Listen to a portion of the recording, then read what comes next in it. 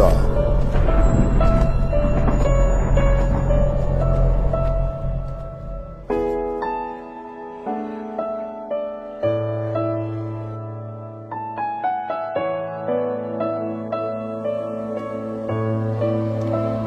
His name is Jesus.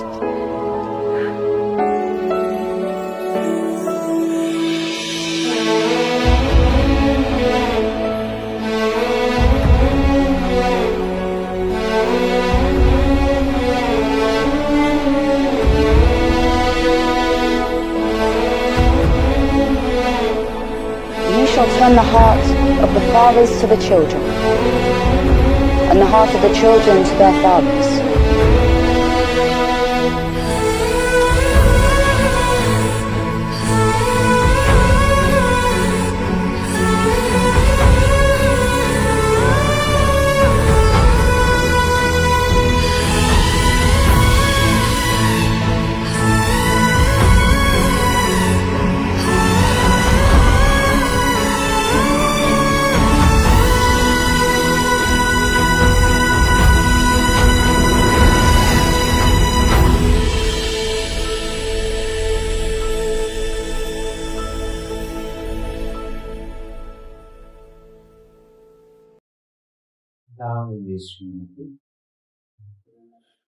పరిశుద్ధ మహోన్నతుడ సర్వశక్తివంతుడ వందనాలు స్తోత్రములు. మరొకసారి మిమ్మల్ని ఆదివారం కూర్చోబెట్టి మీ మాటలను ధ్యానించడానికి మీరు చేసిన సహాయమును బట్టి వందనాలు తండ్రి. ఈ ఆరాధనలు మమ్మల్ని అందరినీ జ్ఞాపకం చేసుకోండి. ఆయురారోగ్యాన్ని కలిసి మాట్లాడుతున్న నన్ను నా ద్వారా మీ పిల్లలతో మీరు మాట్లాడమని కోరుకుంటూ మీ ప్రార్థన క్రీస్తు వారి ప్రార్థనని సమర్పిస్తున్నాం తండ్రి. ఆమేన్.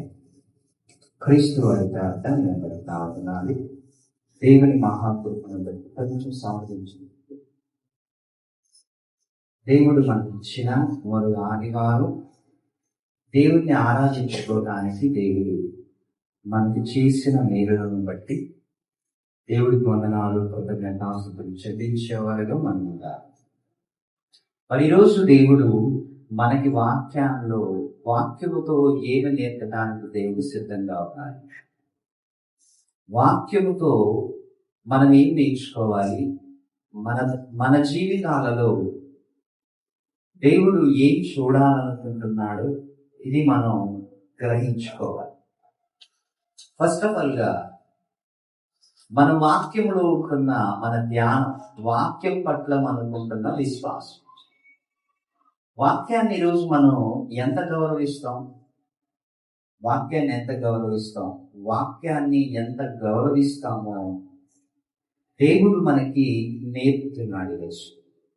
ఓకే, ఒక వ్యక్తిని ఎంత గౌరవిస్తామో, మన చుట్టాలను ఎంత గౌరవిస్తామో వాక్యాన్ని అంత గౌరవించున్నాం. అందుకే మనము దాన్ని గౌరవిస్తున్నప్పుడు దానిపైన మనకి ఏం పెరుగుతుందో తెలుసా? అభిమానం పెరుగుతుంది. మనము దాన్ని గౌరవిస్తున్నప్పుడు దానిపైన మనకి ప్రేమ పెరుగుతుంది. దాన్ని గౌరవించలేదనుకోండి, వాక్యం గౌరవించలేదనుకోండి, దానిపైన ప్రేమ ఉండదు, అభిమానం. ఒకసారి చూడండి, సినిమా హీరోలకి అభిమానులు ఉంటారు.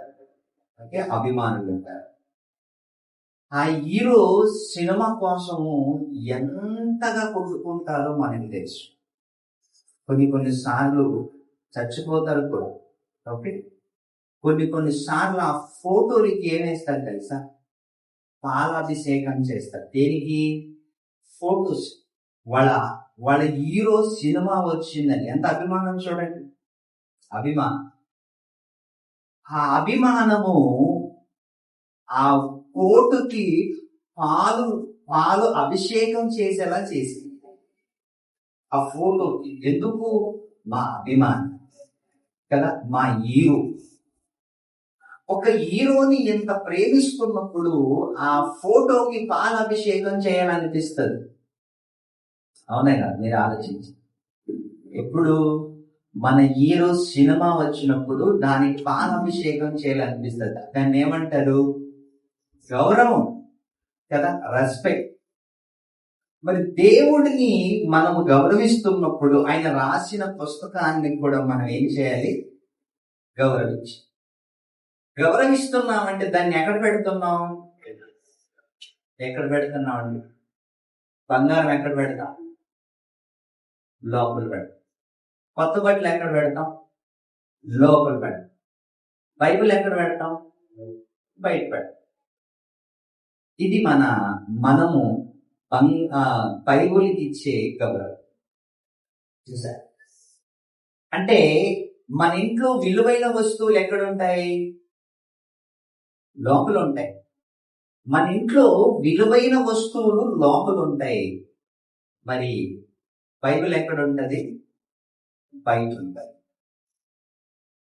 అంటే దీన్ని బట్టి మనం అర్థం చేసుకోవాలి ఏంటంటే, మనకి బైబిల్ కంటే మన బంగారమే ముఖ్యం, బైబిల్ కంటే మన కొత్త బట్టలే ముఖ్యం. అందుకే ఇప్పుడు కూడా బైబిల్ని మనం ఎంత గౌరవిస్తే అంతగా మనకి అది నేర్పుతుంటుంది. తెలుసా? నువ్వు ఎంత గౌరవిస్తే అంతగా నీకు బైబిల్ నీకు సపోర్ట్ చేస్తుంది. దాన్ని నువ్వు గౌరవిస్తున్నప్పుడు అది నిన్ను కూడా ఏం చేస్తుంది? గౌరవిస్తుంది. నిన్ను గౌరవించాలి అంటే నువ్వు దాన్ని కూడా గౌరవించాలి. ఇప్పుడే బైబిల్ మనకి బాగా అర్థం. అందుకే మనం ఈ మాటల్ని నేర్చుకునేటప్పుడు చాలా వరకు మనం ఏం చేస్తామంటే ఆదివారానికి అప్లై చేసుకుంటాం. వాటిని ఆదివారం కోసం అప్లై చేసుకొని ఆదివారం కోసమే బైబిల్ తెచ్చుకుంటాం. ఏదో రోజు 4 ముక్కలు చదివి అలా కాలం గడుపుతాం. కానీ దాని దగ్గర కూర్చున్నప్పుడు, బైబిల్ దగ్గర కూర్చున్నప్పుడు ఏదో కాలక్షేపం కోసం కూర్చోకూడదు. బైబిల్ దగ్గర ఏదైనా అందులో నుంచి నేను నేర్చుకోవాలని కూర్చోవాలి. కాలక్షేపం కోసం, ఫార్మాలిటీ కోసం చదివామనుకోండి, ఫార్మాలిటీ కోసం చదివితే బైబిల్ ఫార్మాలిటీ లాగే అర్థం. నేను అందులో నుంచి ఏదైనా నేర్చుకోవాలని కూర్చో, అప్పుడు నీకు బాగా అర్థం అవుతుంది.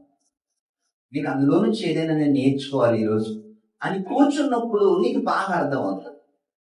లేదు కదా, నాది రొటీన్ బైబిల్ చదివే అలవాటని ఏదో 4-5 నిమిషాలు 10 నిమిషాలు చదివి బైబిల్ పక్కకి పెట్టి పడుకున్నాం అనుకోండి, ఇంకా దానికి మనం బొరకేమవుతుంది.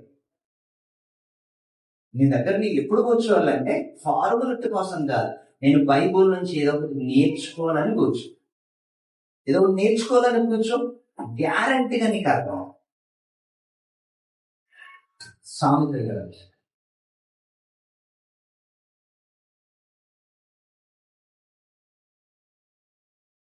15వ అధ్యాయము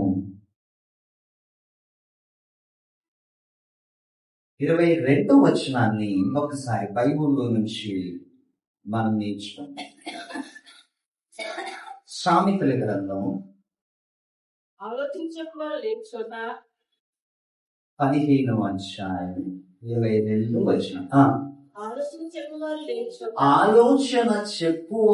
లేని చోట ఉద్దేశములన్నీ కూడా ఏమవుతాయంట? వ్యర్థమవుతాయంట. ఆలోచన చెప్పువారు లేని చోట కదా, ఏ చోట? ఆలోచన చెప్పేవాడు లేని చోట ఏమి అర్థమవుతాయంట? ఉద్దేశాలు మనకి ఎన్నో ఉద్దేశాలు ఉంటాయి. ఓకే, ఆ ఉద్దేశాలని సరియైన మార్గంలో నడిపించటానికి ఆలోచన చెప్పేవాడు ఉండాలి. ఆలోచనలు చెప్పేవాళ్ళు లేకపోతే మనిషిలో ఉంటున్న ఉద్దేశాలు ఏమైపోతాయి? మీ దగ్గర చాలా ఉద్దేశాలు చాలా ఉన్నాయి, కానీ సరి అయిన ఉద్దేశాలను సరి అయిన మార్గంలో నడిపించేవాడు లేకపోతే మన ఉద్దేశాలన్నీ ఎలా ఉంటాయి తెలుసా? ఎలా ఉంటాయి? మన ఉద్దేశాలని కరెక్టుగా నడిపించేవాడు లేకపోతే మన ఉద్దేశాలతో మనం ఏమైపోతాం? తొందరపడిపోతాం. చెప్పేవాళ్ళు లేకపోతే. ఓకే, ట్రైన్ వస్తున్నప్పుడు చూడండి, ట్రైన్ వస్తున్నప్పుడు గబగబా ఎక్కుతుంటాం. ఎందుకంటే ఏ డబ్బో మనకు అనవసరం, ముందు ఎక్కాలి. అదే ఎవరైనా ఈ డబ్బు కాదు, అది ఆ పలానా డబ్బు, కొందరు లోకల్ ట్రైన్లు కూడా కొత్త వాళ్ళు తెలియకుండానే ఫస్ట్ క్లాస్ లో ఎక్కేస్తుంటారు. అది వాళ్ళకి ట్రైన్ ఉంటే తెలుసు అది ఫస్ట్ క్లాస్ సెకండ్ క్లాస్ ఏం తెలియదు, ఫస్ట్ క్లాస్ లో కూడా ఎక్కేస్తారు. కొందరు ఏం చేస్తారంటే అందులో ఎక్కకండి, ఎక్కితే మిమ్మల్ని పట్టుకుంటారు, ఫైన్ వేస్తారు. ఏం చెప్తారు వాళ్ళు? ఆలోచన చెప్తారు, ఒక మంచి సలహా ఇస్తారు. వాడి ఉద్దేశం ఏంటి? ట్రైన్ ఏదైనా ఒకటే, తప్ప ఏదైనా నేను ఎక్కాలి అందులో. కానీ మనకి ఆలోచన చెప్పేవాడు ఉండాలి కదా, ఉండాలి. తొందర నిర్ణయాలు, తొందరపాటు నిర్ణయాలు. ఎప్పుడు తొందరపాటు నిర్ణయాలు మనకి ఎప్పుడు వస్తాయి తెలుసా? ఆలోచన చెప్పేవాళ్ళు లేకపోతేనే తొందరపాటు నిర్ణయాలు వస్తాయి. ఎందుకంటే ఎవరు చెప్పేవాళ్ళు లేరుగా. ఎవరు చెప్పేవాళ్ళు లేనప్పుడు మనకి తొందరపాటు, ఆవేశం, తొందరగా చేసేయాలి, తొందరగా అనేయాలి, తొందరగా చెప్పేయాలి. ఇవన్నీ కూడా మనిషిలో ఉంటున్న ఆవేశము, తొందరపాటు ఏం చేస్తాయంటే తప్పుడు మార్గంలో మనిషిని తీసుకెళ్ళాలి. తొందరపాటు నిర్ణయాలు మనిషిని తప్పుడు మార్గంలో తీసుకెళ్ళాలి. బాగా ఆలోచించు. అని చదవమా? ఆలోచన చెప్పువారు బహుమంది ఉన్న ఎడల ఉద్దేశాలు ఏం చేస్తారంట? దృఢపరుస్తారు. జడ్జి ఎంతమంది ఉంటారు కోర్టులో? జడ్జి ఎంతమంది ఉంటారు కోర్టులో? ఒక్కడే ఉంటారు. లాయర్లు ఎంతమంది ఉంటారు? చాలా మంది ఉంటారు. వీళ్ళంతా కూడా ఆలోచనలను, వాళ్ళ ఉద్దేశాలను ఏం చేస్తారు? వీళ్ళు ముద్దాయిని వాని ఆలోచనలన్నీ కూడా పసిగట్టి అన్ని ఏరి పారేసి జడ్జి గారికి అందిస్తాడు. జడ్జి గారికి అందించినప్పుడు ఆయన ఏం చేస్తాడు? నిర్ణయం చెప్తాడు. బాగా ఆలోచించు. ఒక ముద్దాయి కోసం, ఒక నేరస్తుడు కోసం లాయర్లు కనీసం 10 మంది ఉంటారు అక్కడంట. 10 మంది ఉంటారు. ఎందుకు ఈ 10 మంది ఉంటారంటే అందరూ గమనిస్తుంటారు. అక్కడ ఏమని గమనిస్తుంటారు? వీడు వాదిస్తున్నది రైటా రాంగా? యువతల తాలూకు వాళ్ళు ఉంటారు, అవతల తాలూకు వాళ్ళు ఉంటారు. వీడు వాదిస్తున్నది రైటా రాంగా అని అన్నిటినీ, వారి ఉద్దేశాలను ఏం చేస్తారు? వీళ్ళు అన్ని కూడా సరిచేస్తారు. అప్పుడు అన్ని సరిచేసిన తర్వాత వారి ఉద్దేశం ఏం చేస్తారంట? ఏం చేస్తారు? స్థిరపరుస్తారు. ఓకే, జడ్జిమెంట్ ఇస్తారు. తొందరపాటు జరగదు అక్కడంట. కోర్టులో తొందరపాటు జరగదు. ఎందుకు జరగదంటే అసలు తొందరపాటు జరిగిందంటే ఎవరికో ఒకరికి ఏమైపోద్ది? అన్యాయం అయిపోద్ది. ఎవరికొకరికి అన్యాయం అయిపోద్ది. అన్యాయం జరగకూడదంటే ఇరువురు పక్షాల, 2 పక్షాలన సరి అయిన న్యాయం చూస్తారు. జడ్జి గారు తొందరపడడు, లాయర్లు తొందరపడరు, వీళ్ళందరూ ఎవరు తొందరపడరు. ఎందుకు అంటే వీళ్ళు చేసిన నేరానికి, వీళ్ళు చేసిన దానికి సరి అయిన జడ్జిమెంట్ ఇస్తారు. అందుకే ఎవరు తొందరపాటు పడరు. ఏమండి, రెడ్ సిగ్నల్ పడిందంటే ఏం చేయాలి? ఆగాలా వద్దా? ఆగాలి. లేదు, రెడ్ సిగ్నల్ పడినా నేను ముందుకెళ్తాను అంటే అక్కడ ఏముంది? ప్రమాదం ఉంది. అందుకే రెడ్ సిగ్నల్ పడగానే నీవు ఆగాలి. తొందరపాటు చేయకూడదు. తొందరపాటు నిర్ణయాలు, ఆవేశములో తీసుకున్న నిర్ణయాలు, కోపములో ఉన్నప్పుడు తీసుకున్న నిర్ణయాలు చాలా ప్రమాదం. కోపంలో ఉన్నప్పుడు తీసుకున్న నిర్ణయాలు ఎలా ఉంటాయి తెలుసా? చాలా భయంకరంగా ఉంటాయి. రెండవది, సంతోషములు ఉన్నప్పుడు తీసుకున్న నిర్ణయాలు కూడా భయంకరంగా ఉంటాయి. ఏదైనా మీరు నిర్ణయాలు తీసుకోవాలంటే కాస్త ఆగి తీసుకోవాలి. సామెతల గ్రంథం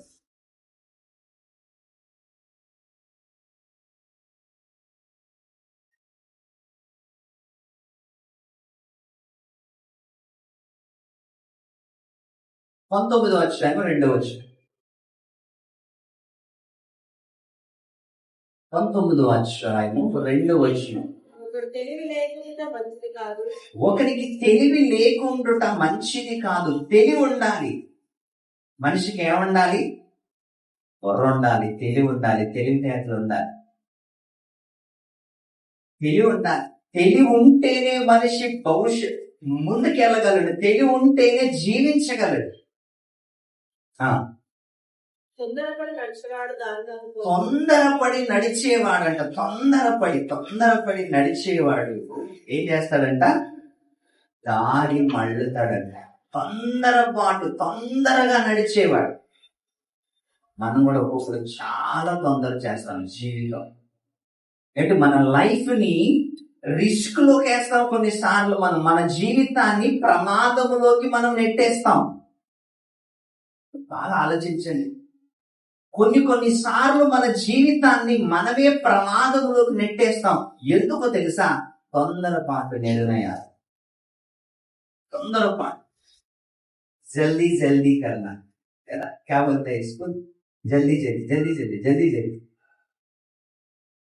చూడండి, బైక్ నడిపే వాళ్ళు కూడా బస్సా బుస్సు వెళ్తుంటారు. ఇద్దరితో జాకే గిరిజారు. ఎందుకు అంటే తొందరపాటు. తొందరగా వెళ్ళాలి. అంటే ప్రతి మనిషి తన జీవితాన్ని ప్రమాదంలోకి నెట్టేస్తాడు. ఎప్పుడు తెలుసా? తొందరపాటు. అలా తొందరపాటు నిర్ణయాలు బహుశా మనల్ని నాశనం చేయొచ్చు, మన కుటుంబాన్ని నాశనం చేయొచ్చు, మన లైఫ్ ను కూడా ప్రమాదంలోకి నెట్టేయచ్చు. తొందరపాటు నిర్ణయాలు. చదవండి ఆ మాట. తొందరపడి నడిచేవాడు. అది స్త్రీలైనా పురుషులైనా, ఓకే, అది కుటుంబమైనా బయట వాళ్ళతోనైనా తొందరపడి నడిచాడు. ఇందులో చదవండి. मनुष्य का न्याय रहित रहना अच्छा नहीं। मनुष्य जो उतावली से दौड़ता है वो चूक जाता है। చూసారా? అంటే మనిషి జీవితంలో ఏదైనా మన జీవితంలో ఒక మంచి నిర్ణయాలు అనేవి ఖచ్చితంగా ఉండాలి. నిర్ణయాలు లేకున్నప్పుడు మనం తీసుకునే ఆలోచనలు ఎలా ఉంటాయంటే తొందరపాటే ఉంటాయి. అనవసరంగా వచ్చాను కదా అనిపిస్తుంది ఒక్కొక్కసారి. అనవసరంగా నా బిడ్డని ఇచ్చాను కదా, ఏంటి అనవసరంగా వీడితో పెళ్లి చేసుకున్నాను కదా, అనవసరంగా వీడితో కాపురం చేస్తున్నాను కదా అనే ఆలోచనలు వస్తాయి. ఇప్పుడు జీవితం పైన ఇసుకు పుట్టినప్పుడు తర్వాత కాపురం చేయటానికి ఇష్టం లేకున్నప్పుడు మనకి ఏమనిపిస్తుంది? అనవసరంగా వీడితో పెళ్లి చేసుకున్నాను కదా అనిపిస్తుంది. మరి చేసుకునేటప్పుడు ఆలోచనలు ఏమండి? అప్పుడేమో తొందర. పెళ్లి చేయాలి తొందర, పెళ్లి చేయాలని తొందర. పెళ్లి చేసుకున్నక్కడ అనవసరంగా చేసుకున్నాను కదా. అందుకే ఎప్పుడు కూడా సరి అయిన నిర్ణయాలు తీసుకోవటం అనేది మనిషి జీవితానికి సంబంధించి. ఎప్పుడైనా మన కుటుంబం పట్లైనా, మన వాళ్ళ పట్లైనా, ఎవరి పట్లైనా సరైన నిర్ణయాలు తీసుకోవాలి.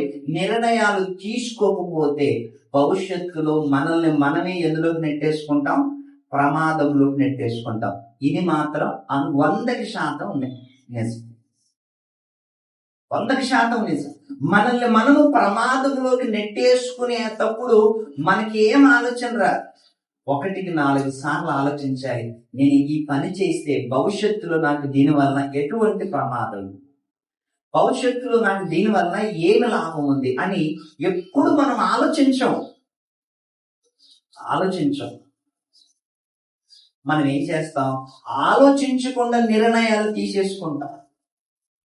ఒకరోజు యేసుక్రీస్తు వారు ఒకరింటికి వెళ్ళారు. ఎవరింటికి? లాజర్ ఇంటికి వెళ్ళారు. లాజర్కి ఎంతమంది అక్కలు? ఇద్దరు. ఓకే, ఇద్దరు. యేసుక్రీస్తు వారు వాళ్ళ ఇంటికి వెళ్ళినప్పుడు మరియమ్మ యేసుక్రీస్తు దగ్గర వచ్చి కూర్చున్నారు.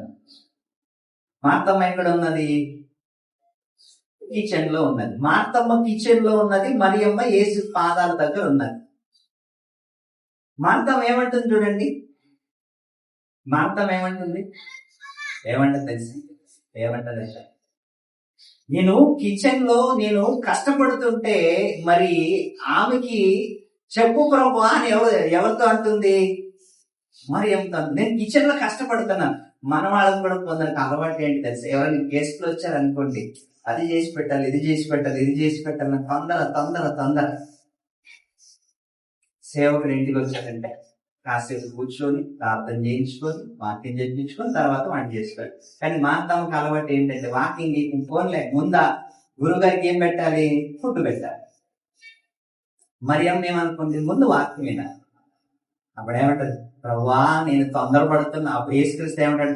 మార్తా ఎందుకు తొందరపడుతున్నావు అమ్మా? ఎందుకు తొందరపడుతున్నావు? మనిషి తొందర వల్ల వచ్చేది ఏంటి తెలుసా? తొందర వల్ల వచ్చేది ఏంటంటే క్రమం. తొందరపాటు జీవితం ఎప్పుడు భయంకరంగా ఉంటాడు. అందుకే ఎప్పుడు మనం తీసుకునే నిర్ణయాలు చాలా వరకు చక్కగా ఉండాలి. బైబిల్లో ఒక ఆయన కనిపిస్తాడు. ఆయన ఎంత తొందర నిర్ణయాలు తీసుకున్నాడంటే ఆ నిర్ణయము తన కుటుంబానికి ప్రమాదంగా మారింది. తీసుకునేటప్పుడు బాగానే తీసుకున్నాడు నిర్ణయం. తెలుసు కదా మీకు బైబిల్ న్యాయాధిపతులు 11వ అధ్యాయం, జడ్జిస్ 11వ అధ్యాయం 30వ వచనం చూడండి. యెఫ్తా గారు ఆయన తీసుకున్న నిర్ణయము ఎలా ఉందంటే, ఆయన తీసుకునేటప్పుడు నిర్ణయం బాగానే ఉంది. చక్కగా కోరుకున్నాడు, చక్కగా ఆలోచించాడు, చక్కగా తన గురించి యుద్ధం గురించి ఆలోచించాడు. ఏమని ఆలోచించాడు చూడండి. అప్పుడు యెఫ్తా యెహోవాకు మొక్కుకొనెను. ఇక్కడే మనం పప్పులో కాలేస్తాం. ఇక్కడే ఏంటంటే మనం ఎవరితో మొక్కుకుంటాం? దేవుడితో మొక్కుబడులు చేస్తాం. ఒక్కొక్కసారి మొక్కుబడులు చేస్తాం. ప్రభువా ఈ ఉద్యోగం నాకు వస్తే నీకు 101 కొబ్బరికాయ నీకే, ఈ ఉద్యోగం నాకు వస్తే, లేకపోతే ఈ ఇల్లు నాకు వస్తే, ఈ పొలం నేను కొంటే ఇది నీకు ఫ్రీ అని దేవుడితో మనం ఒప్పందం చేసుకుంటాం. దేవుడు కూడా అప్పప్పుడు మనల్ని ఏం చేస్తాడు? పరీక్ష చేస్తాడు. ఇది ఇస్తాడా? చేస్తాడు. దేవుడు కూడా మనల్ని అప్పుడు దేవుడు పరీక్ష చేస్తాడు. అప్పుడు మనం కూడా పిల్లలు ఒకే ప్రభువా నాకు గర్భఫలం ఇవ్వయ్యా అని అడుగుతాం. దేవుడు ఇస్తాడు. ఇచ్చిన తర్వాత ఏం చేస్తాం? ఇవ్వకముందు మనం మాట ఎలా ఇస్తాం? ఇవ్వకముందు మాట ఎలా ఉంటది? ఇచ్చిన తర్వాత మాట ఎలా ఉంటది? అప్పులోలాగా ఉంటది మన మాట. అప్పు అడిగేటప్పుడు ఒకలా ఉంటది, అప్పు ఇచ్చేటప్పుడు ఒకలా ఉంటది. అప్పు అడిగేటప్పుడు ఎలా ఉంటది? అయ్యయ్యా కుటుంబ పరిస్థితి బాగాలేదు, తినడానికి రాషన్ లేదు, పరిస్థితి బాగాలేదు, బిడ్డకి ఆరోగ్యం బాగాలేదు, ఏదైనా అప్పు ఇస్తావని ఎంత వినయంగా అడుగుతాడంటే, అని ఇచ్చేటప్పుడు నేనేమైనా పారిపోతాను ఏంటి? నేనేమైనా ఊరు పారిపోతానా? నేనేమో అటుపోతాను ఇటుపోతాను. చూసా, తీసుకునేటప్పుడు ఎంత వినయంగా ఉన్నాడు. ఇచ్చేటప్పుడు మాత్రం నేను ఇక్కడే లేనా, నేను ఇల్లు లేదా, మా ఫ్యామిలీ ఇక్కడ లేదా, నేనేమో పారిపోతాను. చూసారా, ఇచ్చేటప్పుడు ఉన్న భాష తీసుకునేటప్పుడు ఉన్న భాషకు చూడండి ఎంత వ్యత్యాసంగా ఉంటది. దేవుడు కూడా మనల్ని పరీక్ష చేస్తాడు. యెఫ్తా గారు దేవుడితో మొక్కుకున్నాడంట. ఏమని మొక్కుకున్నాడు తెలుసా? ఎట్లనగా, నీవు నా చేతికి ఎవరిని? అమాలేకీయులన్నా అమ్మోనీయులను, నా చేతికి అమ్మోనీయులను నిశ్చయముగా అప్పగించిన ఎడల, ఒకవేళ అమ్మోనీయులను నీవు నాకు అప్పగిస్తే నేను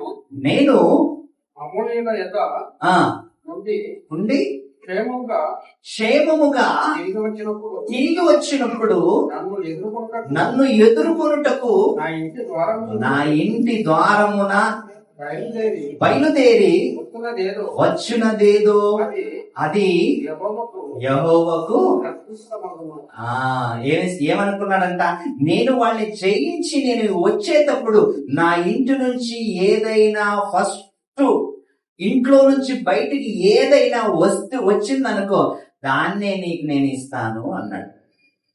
ఎవరితో ఒప్పందం చేసుకున్నాడు? దేవుడితో. దేవుడు కూడా ఎంత చూడండి, ఎంత తెలియగలవాడు. ఈయన చేస్తాడా లేదా అని దేవుడు చూశాడు. ఎవరిని రప్పించాడు దేవుడు? ఎవరిని రప్పించాడండి? కూతుర్నే రప్పించాడు. చూసారా? కానీ దేవుడితో ఒప్పందం చేసేటప్పుడు ఇది ఈయనకి తెలియదు. బహుశా నా కూతురే రావచ్చని తెలియదు. తొందర నిర్ణయం కదా, తొందర నిర్ణయం. కానీ ఈయన బ్యాడ్ లక్ ఏంటంటే ఎవరు వచ్చారు? కూతురే వచ్చారు. ఎవరితో మాటిచ్చాడు? దేవునికి మాటిచ్చాడు. చూసారా ఎంత తొందరపాటు నిర్ణయం. ప్రభువా, ఈ సైన్యాన్ని నువ్వు నాకు అప్పగిస్తే నాకు తోచిందేదో నీకు ఇస్తాను ప్రభువా అంటే బాగుండేది. లేకపోతే ఈ సైన్యాన్ని నువ్వు నాకు అప్పగిస్తే నా ఇల్లు ఇస్తాను ప్రభువా అంటే బాగుండేది. కానీ ఈయన ఒప్పందం ఎలా ఉందంటే, ఫస్ట్ గా నా ఇంట్లో నుంచి ఏదైతే నన్ను ఎదుర్కోవటానికి వస్తుందో దాన్ని నీకు ఇస్తాను అని ఇచ్చాడు మాట, చచ్చాడు. అంతే కదా, మాట ఇచ్చాడు, చచ్చాడు. ఇంకా మీరు ఆలోచించండి, మనం కూడా ఒక్కొక్కసారి ఇలాంటి నిర్ణయాలే తీసుకుంటుంటాం. ఎప్పుడు తీసుకుంటుంటాం? కష్టంలో ఉన్నప్పుడు కూడా కొన్ని నిర్ణయాలు తీసుకుంటాం. ప్రభువా, నాకు ఆరోగ్యం ఇస్తే నేను ప్రతి వారం ఎక్కడికి వస్తాను? చర్చకు వస్తాను. నాకు ఆరోగ్యం ఇస్తే ప్రభువా ప్రతి వారం చర్చకు వస్తాను. ఆరోగ్యం బాగా ఇస్తాడు దేవుడు. ఆరోగ్యం ఇస్తాడు. 1 వారం వస్తాడు, 2 వారాలు వస్తాడు, 3వ వారం రాడు. కానీ ఒప్పందం చేసుకున్నాం, దేవుడు కనికరిస్తాడు. ఇవన్నీ కూడా మనం ఆలోచించాలి. ప్రభువా, నేను ఊరికి వెళ్తున్నాను ప్రభువా, నన్ను క్షేమంగా తీసుకెళ్ళి ప్రభువా. క్షేమంగా తీసుకెళ్తే నేను మా ఊర్లో వెళ్ళి నీ కోసం 100 రూపాయలు కానికేస్తాను దేవా. ఎంతంట? 100 రూపాయలు కానికేస్తాను. అయిపోయి తీసుకెళ్ళాడు. అంటే దేవుడితో మనం చేసుకునే ఒప్పందాలలో కొన్ని మనం ఇరుక్కుంటాం. బాప్తిసం తీసుకునేటప్పుడు కూడా మనం ప్రమాణం చేశాం కదా. బాప్తిసం తీసుకునేటప్పుడు కూడా ప్రమాణం చేశాం. ఏమని ప్రమాణం చేశాం?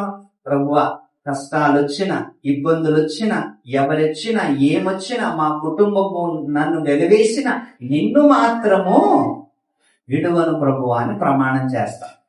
చేస్తారు లేదా? దైవదాసుడు బాప్తిసం ఇచ్చేటప్పుడు ప్రమాణం చేయిస్తాడు. ఏ ప్రమాణం చేయిస్తాడు?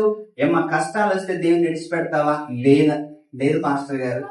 మీ ఇంటి వాళ్ళు దేవుణ్ణి వదిలిపెట్టండి విడిచిపెడతావా? లేదు పాస్టర్ గారు.